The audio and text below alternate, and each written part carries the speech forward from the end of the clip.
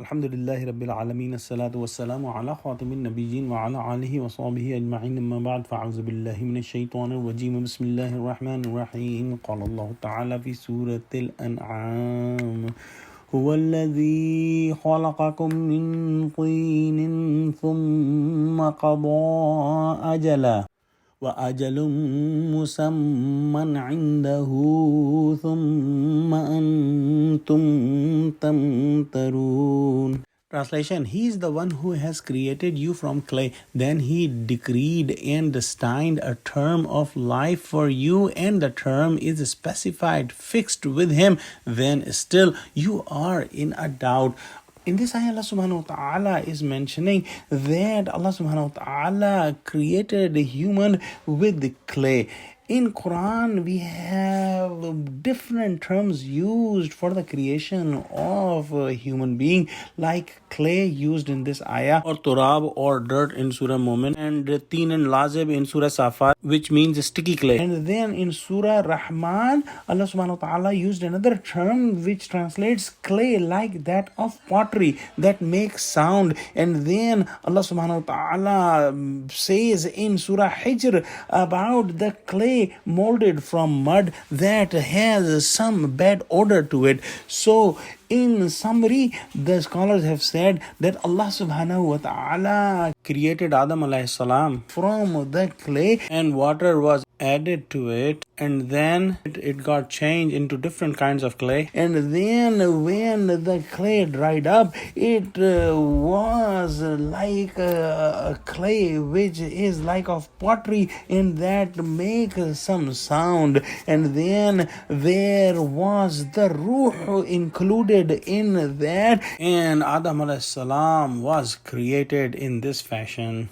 So the human being has two parts. One is from the earth, that is the clay and the body, the physical body, and the other part came from the skies, and this is the soul or ruh of human body.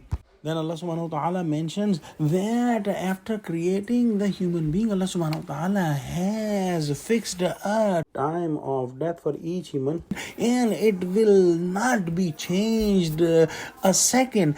No one can die a second before his appointed time, or can die 1 second later than his appointed time. And this is mentioned at other places, like in Surah Munafiqun. Allah subhanahu wa ta'ala mentions that Allah subhanahu wa ta'ala will not give any chance, like a moment, to anyone when his time has come. And then Allah subhanahu wa ta'ala mentions about the wa'ajali musamman indahu, which is about the hereafter and the time of Qiyamah, that when Allah subhanahu wa ta'ala will order the angel to blow the sur, and the world will end, and that is the ajal for the whole world. And Allah subhanahu wa ta'ala has kept this information with Him. No one knows about the day of judgment, but for the first human death,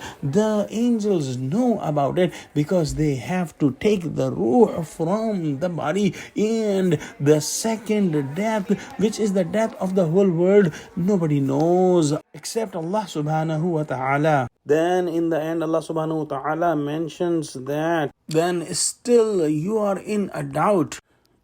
In the first ayah that we studied, Allah subhanahu wa ta'ala gave some points about the tawheed and oneness of Allah subhanahu wa ta'ala. And in this ayah, Allah subhanahu wa ta'ala is mentioning about hereafter and the life after death. Let's pray that Allah subhanahu wa ta'ala give us a true understanding of Quran and guide us to the straight path. Ameen. Wa akhiru da'wana alhamdulillahi rabbil alameen. Assalamu alaikum wa rahmatullahi wa barakatuhu.